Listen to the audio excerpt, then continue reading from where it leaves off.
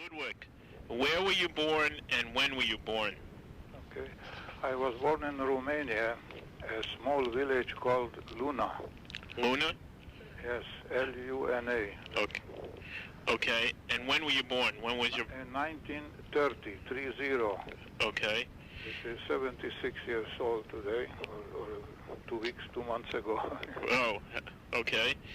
And Ludwig, you remember your parents? Sure, I remember. Okay, what was your father's name? Jacob. Jacob. And what did Jacob do for a living? Okay, we have been in a small village, and he had a grocery store and a small pub, you know, that people used to come and have a drink there. Oh, okay. And what was your mother's name? Hannah. Hannah. And what did she do? She was a A housewife. Housewife and helping out in the store, and you know. Right. And how many children were there? We have been 4, 2 brothers and 2 sisters. Okay, okay. Now, when you were little, Ludwig, did you live in a house or an apartment? Oh, we lived in a house, which was also the front was the store, the grocery store. The front of the house. So you lived in the back of the grocery store. That's correct. But it was the only brick stone house in the village. Right. Well, I guess you didn't get hungry living in the back of a grocery store. No. Right, okay. And did you have your own bedroom? No, I don't think we had. We had maybe the 2 boys in one room and the 2 girls in the other room, but not... Right. Now, did you also have, like, land around your property, or...? No, not in this particular place. I can tell you now, my father had a kosher home, so we kept cows with some peasants that helped out, so she had milk and cheese and all this to be able to supply kosher milk and cheese. Oh, so how many cows did you have? Maybe 6 or 7, I don't remember exactly. And was that mostly for the store? No, it was for our own consumption. Well, that's a lot of milk for a family to drink. He maybe sold the rest of it, I don't remember. Right. Did you have any other animals, like chickens or anything? No. No, okay. Now, when you were little, Ludwig, were you very religious? My father was definitely kosher in Shabbos clothes. So I can now connect with this. I want to tell you that in 1933, the Romania started to be very anti-Semitism started to grow. And the peasants from the village, the younger people started knocking on the doors nighttime. They wanted to have drinks, so they woke up my father and all this. And later they wanted to force him to open on Shabbat, which before he never opened on Shabbat. Right. So in 1934, the parents had to decide to move. We moved out from this village to another village, which is called Shora. Okay. And that village was a bigger Jewish community. There was a rabbi, there was a shul, and it was much more controlled by the police, so we never had any problem with anti-Semitism there. Right.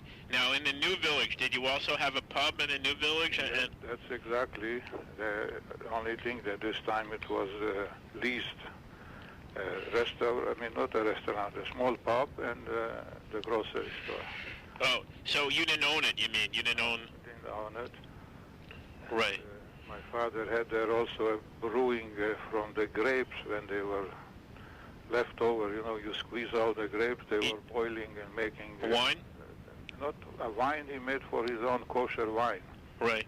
And they put it in the basement. But for people who wanted to have a sharp drink, it's like a tsuika it's called, you know, that you boil it and then cool it down through a cooler. Right. That was in the backyard. Okay. Now, was he a man who had a hat and a beard and a hat? Not a beard, no. He had a hat definitely, but not a beard. Not a beard. Okay. And so then you moved, and you were in the second place up until the war, right? That's exactly. That was the only quiet time from 1934 to 1940, reasonably quiet. And then started the problems. Right. Now, when you were a kid, Ludwig, were you what kind of kid were you? Were you a good athlete? Were you a smart kid? No, we we went to Cheder, first to the school, which was a public school, and then in the afternoon we went to a Cheder. There were only 4 kids there, but we had a teacher, Malama, they used to call it, right. Malama, that was teaching us Chimish and all this stuff. And right, you were good in school though, right? I definitely was good in school. Then we went to school, once right. I could go to school. Right. Now, did you play any sports? No, I don't remember. Only what I used to make, handmade ice skates. We used to make in winter time ice skating on the river. Really? So what did... Sport I will tell you later when I reach to actually sport in the team. Right. Okay. Now, how tall are you? 6'2". So you were pretty tall back then. Definitely. You were about the tallest guy around, right? And I was so skinny during the war that they could see all my ribs. Right. So were you the tallest one in your family? Yes. Right. And you didn't play any basketball when you were little? At that time, I don't think there was basketball, and everybody played soccer with just rag balls, metal right. balls, and kick the ball. That was the only really in the village any sport. Right. Now, Ludwig, do you remember your grandparents at all? No, I remember my grandmother, yes. I remember my grandmother. On which side? She was from my mother's mother. Do you remember her name? Yes, Golda, sure, I remember. Golda? And do you remember anything about her? I can tell you what I remember. She used to come in the summer in 1936, 38, and she took me to another uncle in another city for vacation, summertime, Right. And when I went into this my uncle actually, and the cousins there. What was your uncle's name? Polak, Gedalia. Right. And she introduced me to the family to watch out because this boy is a gunner. You know what's a gunner? And that was what was the gunner, that I went in the store and I took 2 lays at that time to buy ice cream on Shabbat. So it was never minded too late, but it was a Shabbos and I took money and I went to buy myself an ice cream, Right. So that was the introduction she did for me. Oh, so your grandmother, yeah. Yeah, she came there, and she was almuna with 9 children. My mother used to be 9 brothers and sisters. Really? And wow. Then I can tell you how many of them really disappeared in the Holocaust. But you want to continue from my story, or I will tell you the... You can tell me that now. Okay. They have been, Transylvania was divided. If you know, Romania has Transylvania, which is the northern part of Romania. Right.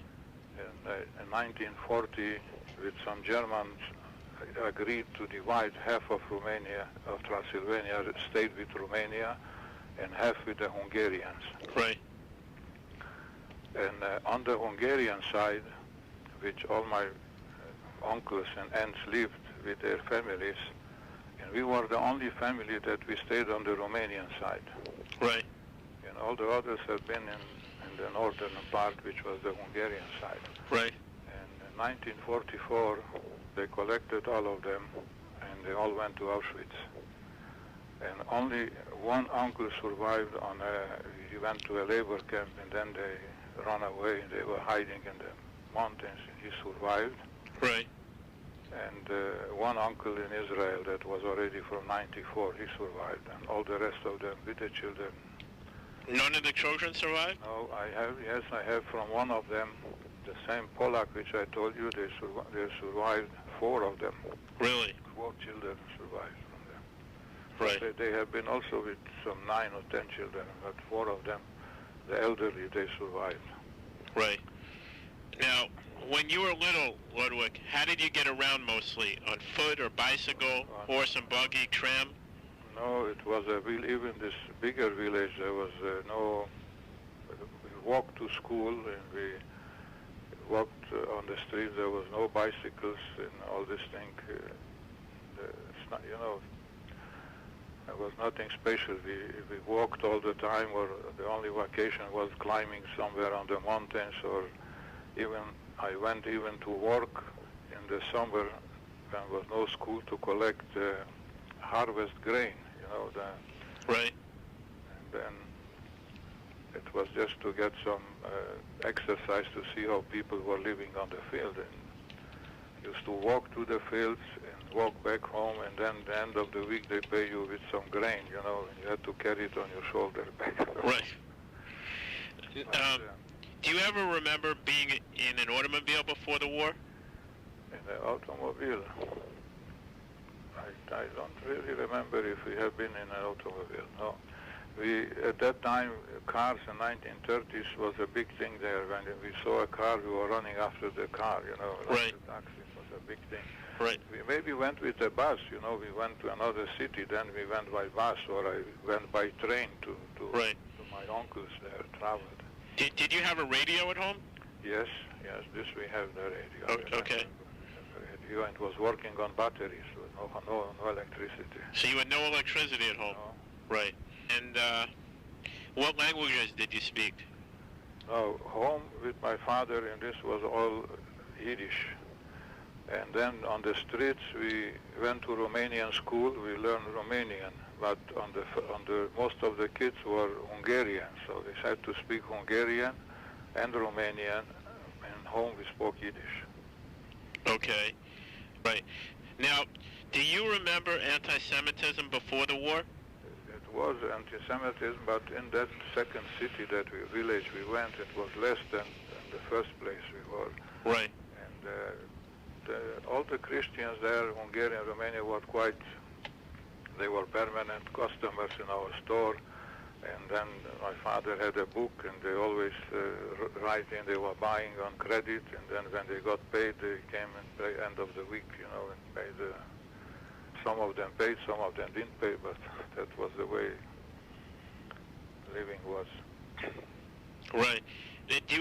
Were you ever called names, or did you ever get in a fight because you were Jewish?